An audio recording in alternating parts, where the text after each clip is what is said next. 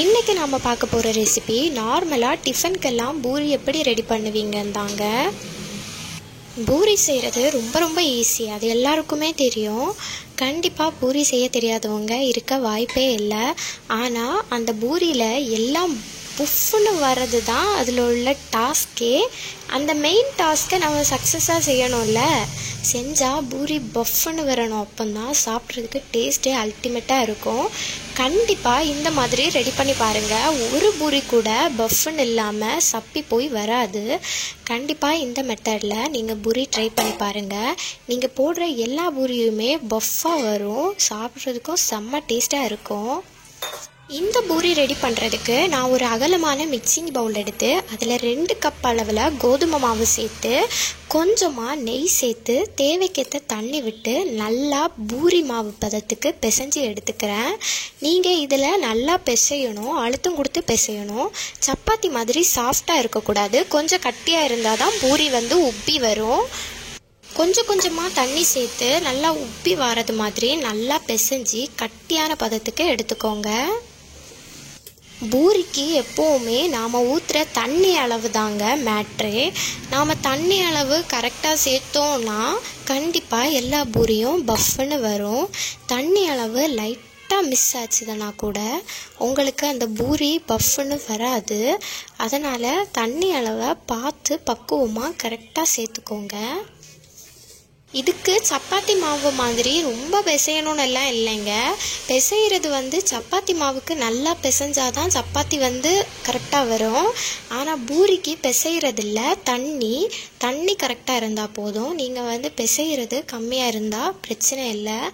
ஒரு 5 நிமிஷம் நீங்கள் அப்படியே விட்டீங்கன்னா, பிசைஞ்சு முடித்ததுக்கப்புறம் ஒரு 5 நிமிஷம் அப்படியே பவுல்லே விட்டுருங்க. அப்போது அது நல்லா பஃப்னு வர்றதுக்கு ரெடி ஆயிரும்.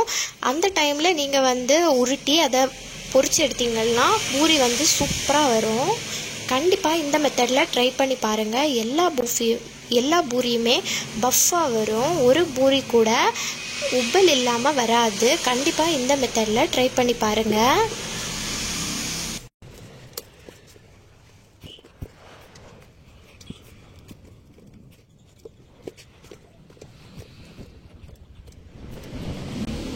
பாருங்கள், இந்த அளவில் நல்லா அழுத்தி பிசைஞ்சு எடுத்துக்கோங்க. நாம் நெய் சேர்த்துருக்கிறது எதுக்குன்னா மாவு வரலாமல் இருக்கிறதுக்கு. மாவு வரலாமல் இருந்தால் தான் நாம் பூரி ரொம்ப சாஃப்டாக பஃப்னு இருக்கும். அதனால் நம்ம கொஞ்சமாக நெய் இல்லைன்னா நெய்க்கு பதில் ஆயில் கூட சேர்த்துக்கலாம். பாருங்கள், இந்த அளவில் மாவு கட்டியாக இருக்கணும். இப்போது நாம் மாவு ரெடி ஆகிடுச்சுங்க.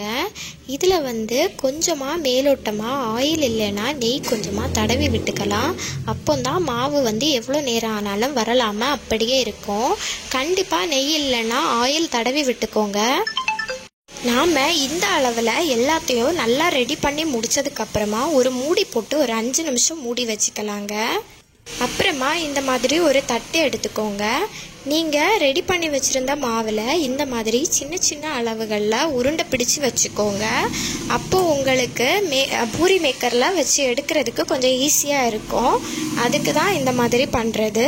நீங்கள் ஸ்ட்ரைட்டாக கூட பூரி மேக்கரில் வச்சு நீங்கள் இது பண்ணிக்கலாம்.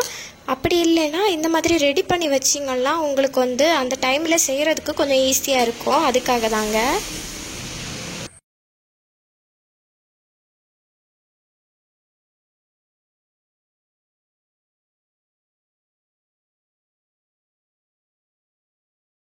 பாருங்கள், எனக்கு 2 கப் அளவில் கோதுமை மாவுக்கு இவ்வளோ உருண்டைகள் வந்திருக்கு. அப்புறமா ஒரு பூரி மேக்கர் எடுத்துக்கோங்க.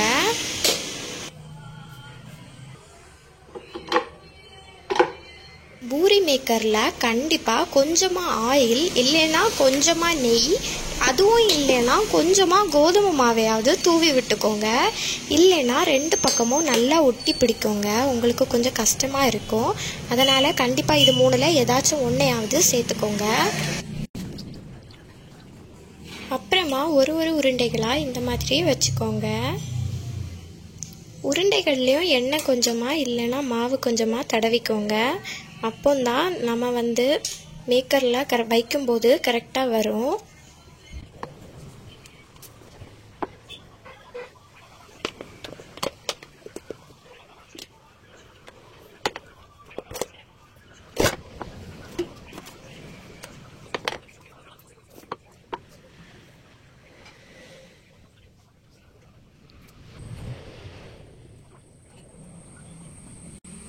எனக்கு சின்ன சின்ன உருண்டைகளாக அதுவும் ஷேப்பாக வேணுங்கிறதுனால நான் ஒரு டப்பாவோட மூடியை யூஸ் பண்ணியிருக்கேன்.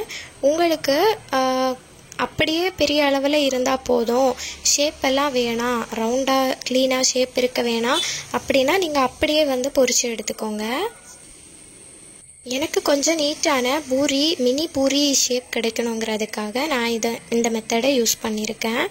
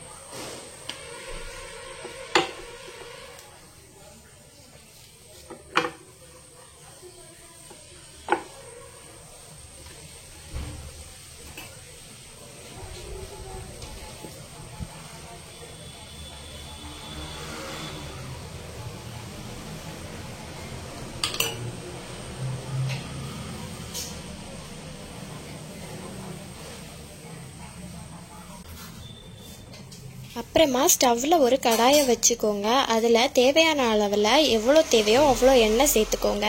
கொஞ்சம் கூடுதலாகவே எண்ணெயை சேர்த்துக்கோங்க, அப்போ தான் பூரி நல்லா உப்பி வரும்.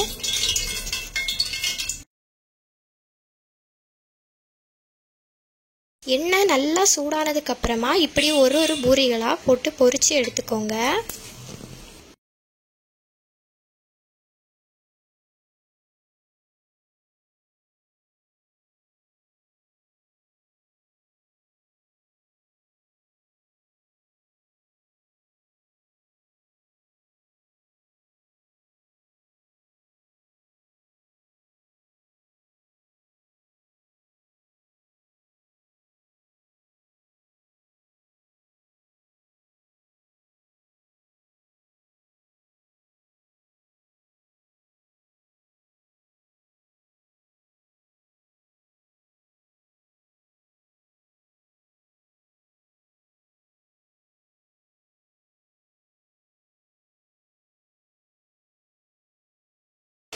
இப்போது இந்த டைமில் நம்மளோட பூரி எல்லாமே ரெடி ஆயிடுச்சுங்க.